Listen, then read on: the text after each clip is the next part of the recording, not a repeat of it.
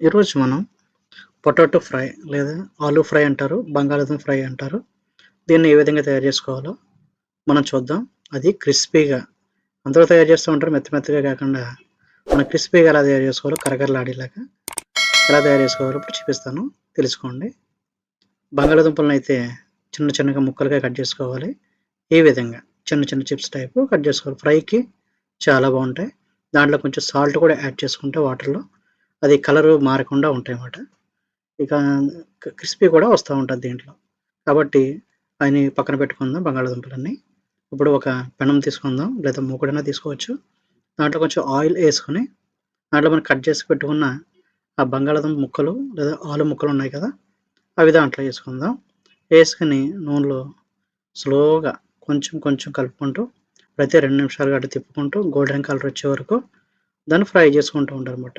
Golden colour రావాలన్నమాట. అప్పటి వరకు ప్రతి 2 నిమిషాలకి తిప్పుతూ ఫ్రై చేస్తూ ఉండాలి. చూడండి ఈ విధంగా గోల్డెన్ కలర్ వచ్చినాయి.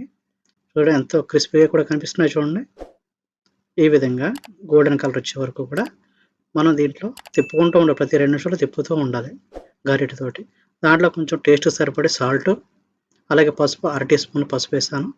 ఒక స్పూన్ కారం ఏస్తాను. మీకు ఇంకా కారం కావాలంటే కొంచెం ఎక్కువ వేసుకోవచ్చు. దీన్ని ఏసుకొని ఒక 1 మినిట్ వరకు ఇలా ఫ్రై చేస్తూ ఉండండి.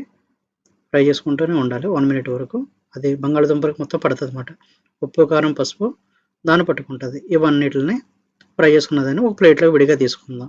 ఎందుకంటే దాంట్లో మళ్ళీ తాలింపు పెట్టుకోవాలి కాబట్టి, ఆ ముక్కలనన్నీ తీసుకొని పక్కన పెట్టుకుందాం. ఇప్పుడు ఒక మూకుడు విడిగా ఆ మూకుడిని తీసుకుందాం. చూడండి బంగాళాదుంప ఫ్రై చాలా బాగా ఫ్రై అయినాయి. దీనికి తాలింపుకి కావాల్సిన పదార్థంలో కొంచెం ఆవాలు చూడండి ఇయన్నీ రెడీ చేసుకుందాం. ఆవాలు, తర్వాత కొంచెం మినపప్పు, నల్ల మినపప్పు, అలాగే పచ్చిశనగపప్పు చూడండి పచ్చిశనగపప్పు కొంచెం తీసుకున్నాను. కొంచెం కరివేపాకు, అలాగే కొంచెం జీలకర్ర, కొన్ని ఎండుమిరపకాయలు, అలాగే వెల్లుల్లి రెబ్బలైతే గనుక కొంచెం ఒక 8 రెబ్బల దాకా తీసుకోవాలి. రెబ్బలు బాగుంటది. ఇవన్నీ తీసుకొని మూకుడులో నూనె ఏసుకొని కొంచెం హీట్ అయిన తర్వాత ఉంటాయి కదా! ఫస్ట్ ఆవాలేసుకుందాం నూనెలో. ఎందుకంటే ఆవాలు ఎక్కువ ఫ్రై అవ్వలేదనుకోండి చేదునిస్తాయి కాబట్టి, ఫస్ట్ ఆవాలు ఒక అర సెకండ్ ఫ్రై చేసి, తర్వాత కొంచెం పచ్చిశనగపప్పు, మినపప్పు కలిపేసుకొని ఫ్రై చేసుకోవాలి దీన్ని. టేస్ట్‌గా ఉండే ఫ్రైలో ప్రతి ముక్కగా తగులుతా ఉంటాయన్నమాట ఈ తాలింపులు. మినపప్పు, పచ్చెనగపప్పు పంటికింద తగులుతా ఉంటే చాలా టేస్టీగా ఉంటది ఫ్రై.